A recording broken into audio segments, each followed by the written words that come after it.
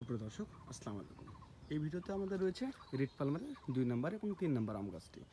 বিগত ভিডিওতে আমরা 1 নাম্বার আম গাছটা আপনাকে দেখাইছি, এবার দেখাচ্ছি 2 নাম্বার এবং 3 নাম্বার।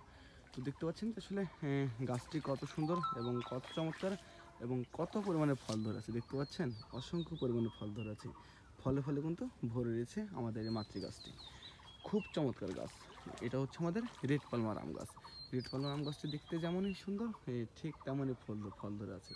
আসলে যদি আল্লাহর রহমতে সব ফলগুলো টিকে, তাহলে কিন্তু আসলে গাছের পক্ষে দায় হয়ে যাবে ফলগুলো ধরে রাখা। দেখা যাচ্ছে আপনার ডাল ডোল সবগুলো ভেঙে পড়ে যাবে। তো এটা হচ্ছে আমাদের রেড পালমার আম গাছ, 2 নম্বর আম গাছ। এটা অবশ্যই মনে রাখবেন এবং অবশ্যই মাথায় রাখবেন যে আপনার কত নম্বর গাছটি পছন্দ হয়েছে। তারপরে রয়েছে আমাদের 3 নম্বর আম গাছটি।